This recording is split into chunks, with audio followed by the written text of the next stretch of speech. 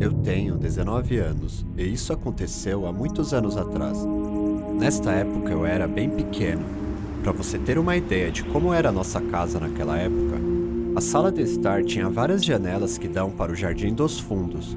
E tinha um grande portão na entrada para impedir que alguém entrasse. Ao lado da sala de estar era a cozinha, que também tinha mais janelas, e também a porta dos fundos. Isso será relevante para a história. Certa noite, enquanto minha mãe estava terminando as tarefas domésticas, eu fiquei assistindo TV. Eu estava de costas para as janelas da sala. Foi quando eu vi uma figura refletida no porta-retrato pendurado na parede da minha frente. Eu perguntei para minha mãe se meu pai já tinha voltado do trabalho, e ela respondeu que não. Eu nunca vou esquecer a expressão de horror em seu rosto quando eu disse pra ela que sim e que ele estava no jardim. Quando ela olhou em direção da janela, ela quase teve um ataque cardíaco ao ver aquele homem sinistro com aquela cara medonha olhando fixamente pra ela, sorrindo sem parar. E mesmo após minha mãe ver ele, isso não o perturbou. Ela gritou com ele, perguntando o que ele estava fazendo em nossa propriedade. Ele não disse nada e ficou com aquele mesmo sorriso sádico. Ela continuou gritando, ameaçando que iria chamar a polícia. E o que ele disse foi uma das coisas mais assustadoras que já ouvi.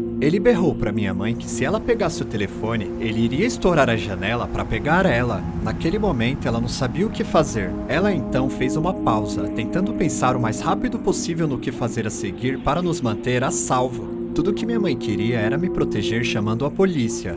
Mas também ela não queria que ele me machucasse se ela tentasse ligar. Assim que ele percebeu que ela estava apavorada, ele correu para a porta dos fundos e felizmente estava trancada porque minha mãe sempre foi uma pessoa paranoica. Sendo assim, ela sempre mantinha as portas trancadas. Ele gritava e não parava de xingar e dizia que se ela não abrisse a porta, ele iria encontrar uma forma de entrar e iria acabar com nossa vida. Neste momento, minha mãe xingou ele, o que fez ele ficar ainda mais enfurecido. Foi quando ele puxou um canivete do seu bolso e começou a bater com força contra as janelas. Eu ainda estava perdido porque eu não sabia o que estava acontecendo. Eu era muito pequeno na época e não entendia nada da situação. Minha mãe me puxou em desespero com muita força. Subimos as escadas para o corredor do andar de cima, procurando algum lugar pra gente se esconder. E de repente, o irmão mais novo da minha mãe saiu do quarto sem saber o que estava acontecendo, porque ele não ouviu nada, ele estava de fone. A minha mãe, no desespero, nem percebeu que ele estava em casa. E ele, claramente, não ouviu os gritos lá embaixo, porque sempre ele escutava a música no volume muito alto. Meu tio, nesta época, tinha 25 anos e ele era bem forte, e ele intimidava muitas pessoas por causa do seu tamanho. Minha mãe começou a chorar e disse a ele que tinha um cara lá embaixo tentando entrar. Enquanto ela estava dizendo isso, aquele lunático assustador gritou lá de baixo que já tinha conseguido entrar em casa.